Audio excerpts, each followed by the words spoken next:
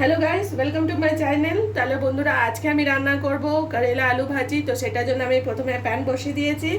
এবার গ্যাসটা অন করে দেব। যতক্ষণ ওটা প্যানটা গরম হচ্ছে তোমরা দেখে নাও। আমি এখানে আলুটা একদম পাতলা পাতলা করে কেটে নিয়েছি, এইভাবে লম্বা লম্বা পাতলা পাতলা করে। তোমরা চাইলে করেলা ভাজিতে তোমরা আলু দিতে পারো, না দিতে পারো, সেটা একদম তোমাদের নিজেদের ইচ্ছা মতো। তো প্রথমে আমি রান্নার সাদা তেল দিয়ে দিচ্ছি। তোমরা চাইলে সরষে তেল দিয়েও করতে পারো, আন্দাজ মতন তেল দিয়ে দিলাম। কম বা বেশি তোমরা তেলটা দিতে পারো। আমি প্যানটা বসে দিয়েছি। দেখো বন্ধুরা, আমার প্যানটা গরম হয়ে গেছে। তেলটা একদম খুব সাবধানভাবে আলুগুলো ফ্রাই করতে হবে। আর থেকে বাবু, আলুগুলো ছেড়ে দিচ্ছি।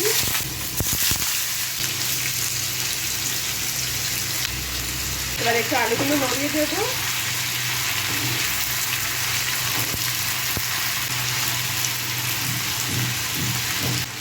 সামান্য একটুখানি হলুদ দিচ্ছি যাতে আলুর কালারটা একটু সুন্দর হবে।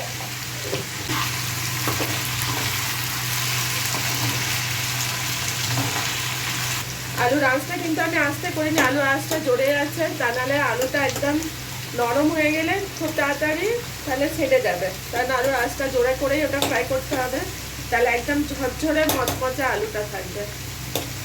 তাহলে বন্ধুরা, আমি এটা আবার দেখো আলুটা একটু পাল্টিয়ে দিচ্ছি যাতে তলার আলুগুলো ওপরে আসলে সব আলুগুলো একসাথে ভালো করে লাল হয়ে যাবে। বন্ধুরা দেখো, আবার একটু পাল্টিয়ে নিচ্ছি।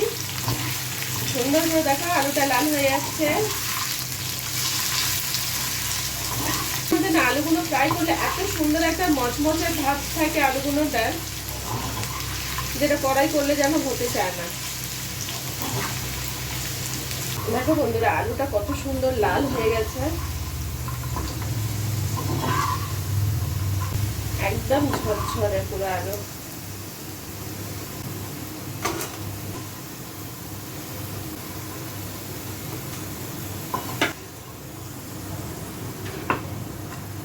আবার একটু তেলটা ভালো করে গরম করে নিতে হবে। দেখো কত সুন্দর একদম ঝরঝরে হয়েছে আলু ভাজা, আর কি সুন্দর কালারও হয়েছে। আমি এটা একটু সাইড করে রাখছি, বাকি আলুটা আবার ফ্রাই করে নেব। আমি খালি কড়াটা বসিয়ে দিলাম। তাহলে বন্ধুরা, আমার কড়াটা গরম হয়ে গেছে। এবার আমি রান্নার তেল দিয়ে দিচ্ছি। তোমরা চাইলে কম বেশি যে যেমন তেল দিতে চাও দিতে পারো। আমি আন্দাজ মতন তেলটা দিলাম। দেখো বন্ধুরা, আমি উচ্ছে এটা নিয়ে নিয়েছি, আর ঠিক এইভাবে একদম এর ভেতরে কোনো রকমের দানা নেই, দানাগুলো আমি বাদ দিয়েছি। বাদ দিয়ে এইভাবে লম্বা লম্বা করে কেটে নিয়েছি। লম্বা করে কেটে নিয়েছি, তোমরা চাইলে লম্বা বা গোল যে কোনো সাইজে কাটতে পারো, ঠিক আছে। তাহলে বন্ধুরা, আমি এখানে শুকনো লঙ্কা প্রথমে দিয়ে দিলাম। এবার দিয়ে দিব পেঁয়াজ।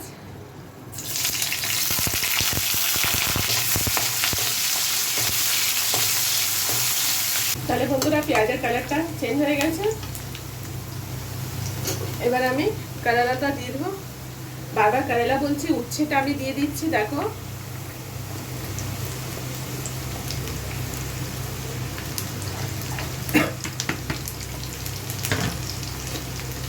আবার একটু ভালো করে নড়িয়ে দিতে হবে।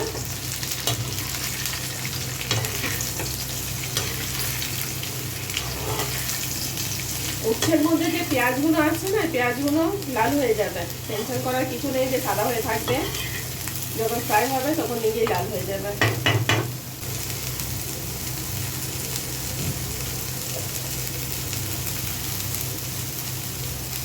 তোমরা চাইলে গুঁড়ো লঙ্কা দিতে পারো, তা নাহলে স্কিপ করতে পারো। আমি একটু কালারের জন্য দিলাম।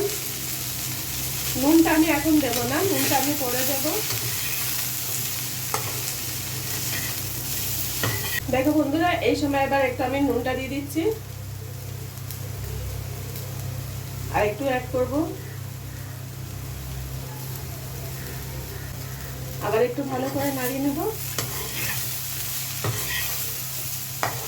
দেখেছো পেঁয়াজগুলো ভালো করে সুন্দর কালার হয়ে গেছে।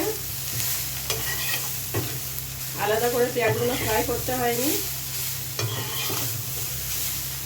ঠিক এইখানে আমি আলুগুলো দিয়ে দেবো।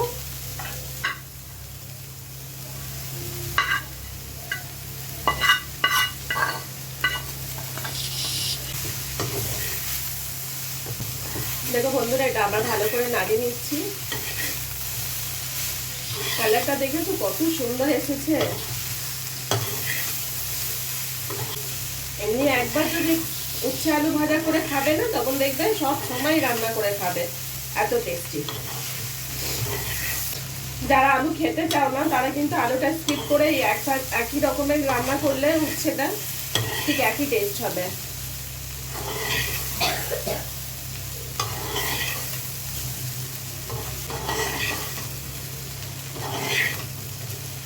তাহলে বন্ধুরা দেখো, আমার রান্না হয়ে গেছে উচ্ছে ভাজা।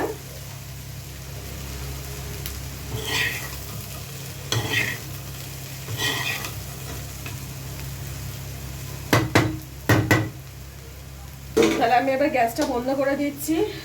তোমাদের যদি আমার ভিডিও ভালো লেগে থাকে তাহলে অবশ্যই ভাবে লাইক কমেন্ট সাবস্ক্রাইব করো। দেখো কালারটা কত সুন্দর। Thank you for watching, bye by.